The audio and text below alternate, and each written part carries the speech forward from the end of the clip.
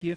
Felipe, e chega um ponto que a gente não consegue mais salvar a ave, né? Como você falou. O ideal é que a gente acompanhe essa ave durante um período ao longo do ano, de repente, sei lá, 2, 3 consultas por ano, para a gente poder, de repente, detectar alguma coisa com antecedência do que esperar a ave dar sinal o começo do fim. Né? Exatamente. Mas a pessoa muitas vezes começa o trabalho, Marcelo, com a ave doente.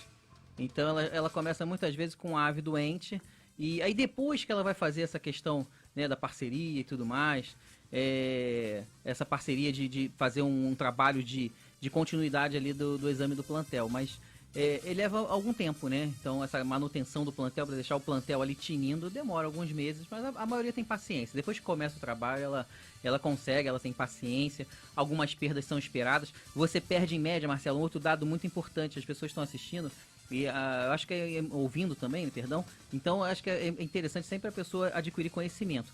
Então 1% do seu plantel, ele é renovado todo ano. Então infelizmente, normalmente 1 a 3% do plantel ele falece todo ano.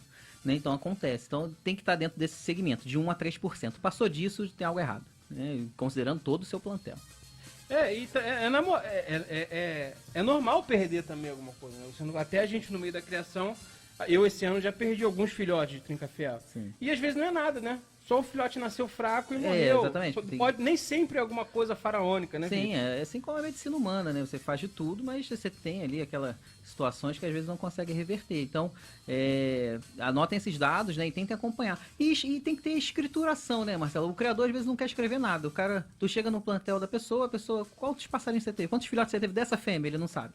Esse macho galou com quais fêmeas? Ele não sabe. Então assim, tem que escrever, mesmo que fazer um caderno, uma coisa simples, tem que fazer as anotações dele para ter uma anotação, uma escrituração zootécnica para quando o veterinário chegar, né, ter ali um mínimo de dados para ele conseguir trabalhar, né. E a transmissão de doenças no plantel, o cara que procria, ela é muito mais rápida e mais fácil do que pro cara que mexe só com torneio, né, Felipe? Porque a gente tem o contato ali de cloaca o tempo todo e até o próprio criador dissemina a doença, né? Porque ele cuida de uma ave, cuida de outra e assim ele mesmo contamina tudo. Exatamente. A proximidade, né, das gaiolas é muito próxima. Normalmente é um quarto da casa ou um plantel ali, muitas vezes 1, 2, 3 ambientes. Então a proximidade das gaiolas e ele mesmo, ele atua como um veiculador de doenças, né? Ele acaba cuidando de um passarinho, ele troca água de um, troca água do outro, troca água do outro. E aí ele vai trocando as águas ou as comidas e ele dissemina a doença ali pelo plantel através dele mesmo. Né? Então, é por isso que você tem que ter um plantel bem coeso, bem fechado e importantíssimo, Marcelo, fazer quarentena dos animais novos. Então, eu vejo a pessoa comprou um animal maneiro, legal, passarinho, poxa, fantástico, pagou caro, o galador, um espetáculo. O cara quer logo galar a fêmea no mesmo dia. Exatamente, é igual o brinquedo novo, né? Então, assim, mas tem que fazer quarentena, tem que fazer os exames, ver se esse animal veio doente. Mas eu confio nesse criador, mas eu não confio. Ele não me mostrou exame nenhum, entendeu? Então, assim, eu não confio. Então assim, tem que fazer exames, tem que ir no veterinário, porque é um patrimônio isso, Marcelo.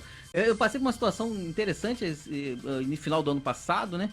Que eu fui chamado por um advogado, o cara falou assim, aqui é o Dr. Paulo. Eu falei, rapaz, deu ruim, Dr. Paulo. Eu falei, pois não, Dr. Paulo, eu sou advogado, estou representando a cliente em comum, aí em cliente em comum eu já dei aquela relaxada, né?